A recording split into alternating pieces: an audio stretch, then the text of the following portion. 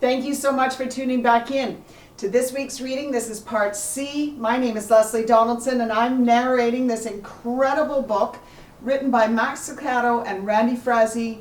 It is a continuing novel about the Bible, based on the Bible. It's an incredible novel written in such a way where it really just goes through everything. So I just want to jump right back in because we are almost finished chapter 16, the beginning of the end of the kingdom of Israel. If you have not been tuning into part A or part B, please go back. At the top of this channel, ITR Polygraph, the channel, hit playlists and then go to Max Lucado's Bible study, and they all come up, okay? So right from chapter 1 to chapter 16, they're all there, and you can catch up with us, okay? So please do that. We're on part C, and we're going to finish chapter 16. So thank you for joining back in. We are right around the top of page 228. Let's continue reading. It says here, and this is what the Lord is saying. Or actually, it says but Zion said. Actually, I'm going to just read it here. But Zion said, the Lord has forsaken me. The Lord has forgotten me. Can a mother forget the baby at her breast and have no compassion on the child she has borne? Though she may forget, I will not forget you. See, I have engraved you on the palms of my hands. Your walls are ever before me. Your children hasten back, and those who laid you waste depart from you. Lift up your eyes and look around. All your children gather and come to you. As surely as I live, declares the Lord, you will wear them all as ornaments. You will put them on like a bride. Then you will know that I am Lord. Those who hope in me will not be disappointed. Then all mankind will know that I, the Lord, am your Savior, your Redeemer, the mighty one of Jacob. The promised future return to the King of Judah. The promised future return of the kingdom of Judah was to be the precursor of something much more glorious that was still to come. God's greater plan for giving his people endless freedom and glory. Isaiah's prophecies ended with promises of a suffering servant, the Messiah, who would usher in a glorious kingdom without end. Who has believed our message, and to whom has the arm of the Lord been revealed? He grew up before him like a tender shoot, and like a root out of dry ground. He had no beauty or majesty to attract us to him, nothing in his appearance that we should desire him. He was despised and rejected by mankind, as a man of suffering and familiar with pain, like one from whom people hide their faces. He was despised, and we held him in low self-esteem. Surely he took up our pain and bore our suffering, yet we considered him punished by God, stricken by him and afflicted. But he was pierced for our transgressions. He was crushed for our iniquities. The punishment that brought us peace was on him, and by his wounds we are healed. We all like sheep have gone astray. Each of us has turned to our own way, and the Lord has laid on him the iniquity of all of us. He was oppressed and afflicted, yet he did not open his mouth. He was led like a lamb to the slaughter, and as a sheep before its shearers is silent, so he did not open his mouth. By oppression and judgment he was taken away. Yet who of his generation protested? For he was cut off from the land of the living. For the transgression of my people he was punished. He was assigned a grave with the wicked and with the rich in his death, though he had done no violence, nor was any deceit in his mouth. Yet it was the Lord's will to crush him and cause him to suffer. And though the Lord makes his life an offering for sin, he will see his offspring and prolong his days. And the will of the Lord will prosper in his hand after he has suffered. He will see the light of life and be satisfied. And by his knowledge my righteous servant will justify many, and he will bear their iniquities. Therefore I will give him a portion among the great, and he will divide the spoils with the strong, because he poured out his life unto death, and was numbered with the transgressors. For he bore the sin of many, and made intercession for the transgressors. In the meantime, faithful King Hezekiah died and was buried. Unfortunately, his son Manasseh did not follow the faithful example set by his father. Manasseh's reign actively supported detestable religious practices and brutal oppression. The righteous people in the land must have recalled fond memories of the good old days of Hezekiah while enduring Manasseh's betrayals and compromise. The word righteousness on the bottom refers to a righteous person is one who values God above everyone and everything. A righteous person lives a life of obedience to God. And I will just go here and look at the timeline from chapter 16. And we are before Christ, 722, fall of Israel. Israel exiled to Assyria, Isaiah's ministry, and Hezekiah's reign.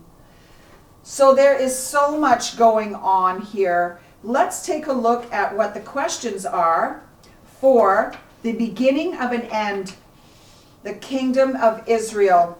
What a chapter. Please go back to part A and part B, pick right up. Then follow along with part C, and we're going to read over the questions for next week that we will start with. So these are the questions. Next week in part A, we're going to review the answers for those questions, and I'd really like to hear from you.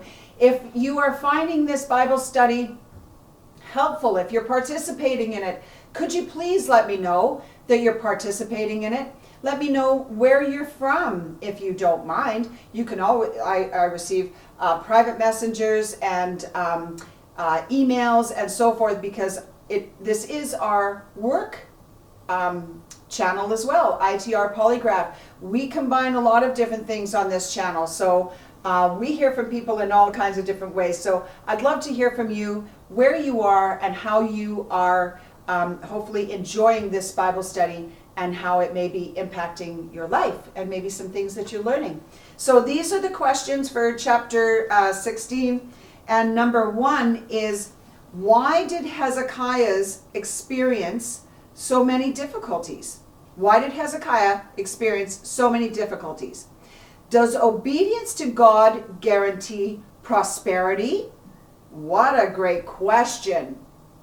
Does obedience to God guarantee prosperity? I'd love to answer that question right now, but we're going to wait. Okay, so the second question was, when Hezekiah received an intimidating letter from his enemies, he went up to the temple of the Lord and spread it out before the Lord. When you have reacted to an attack or urgent problem with a similar attitude, no, or I'm sorry, I read that wrong. When have you reacted to an attack or urgent problem with a similar attitude? When have you, or do you? That's a good question. Number 3, what were some of the main themes in Isaiah's prophecies? And if you don't know some of those things, go back, let's reread it, let's re-listen to it so that we are all on the same page. Number 4, how could God be merciful to his people in light of their actions towards him? Isn't that such a great question? And then we started reading it, and I'm not, not everybody knows who that's referring to at the end of the chapter. Some people don't know the New Testament. Some people don't know who Jesus is. Some people don't know who is being referenced here. And so it's incredible with the question, how has God shown mercy to you? What an incredible question, and what a great answer we will get to next week. So number 6, the last question here, Isaiah foretold the rise and fall of nations. Is God still in control of world events in our day? I know so many people I can't wait to hear from people about the answer to that question and how you see things these days in our world today, in your life, in your city, in your community, in your country. How is it? Do you see it that God is the same God on the throne yesterday, today, and tomorrow? That kind of answer. So I thank you so much. That is our reading for today. Now, I would like to just read in here today. Now, let me just see here. Let me find the proper day that we're on.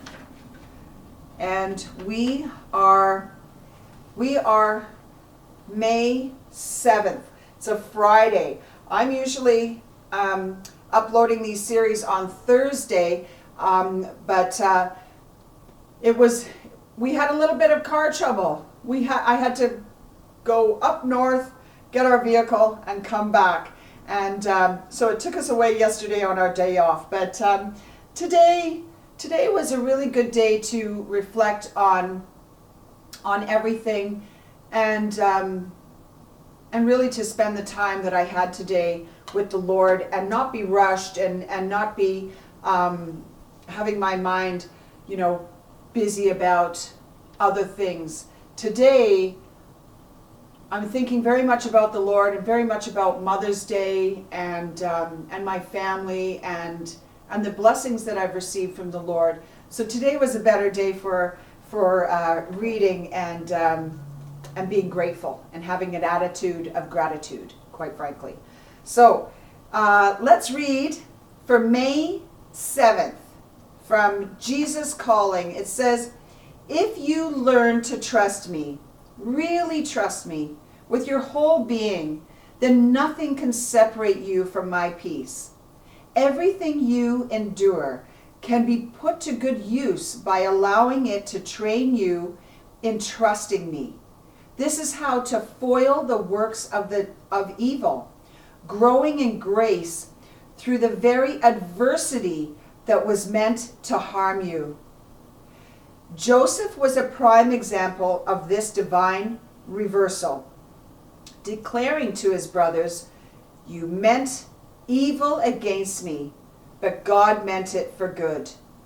Do not fear what this day or any day may bring your way. Concentrate on trusting me and on doing what needs to be done. Relax in my sovereignty, remembering that I go before you, as well as with you, into each day. Fear no evil, for I can bring good out of every situation you will encounter. That's in Genesis 50, verse 20, and also in the Psalms 23, verse 4. And I really, really, really hope that you hold that dear to your heart. You meant it for evil against me, but God meant it for good. May that really, really encourage you today. I'm not sure how everybody's feeling, no matter what's going on a personal level, on a corporate level, on a worldly level, on a spiritual level, just on all kinds of things. The enemy of your soul may have meant it to harm you, but God will use it for good. Let's meditate on God. Let's be still and be quiet and hear his whisper. I sure hope you share your stories with me that is your experience. Happy Mother's Day to you, and thank you so much for tuning in. God bless you and your family. Thank you. I'll see you next week for chapter 17, and we'll go over chapter 16's questions as well. Bye now.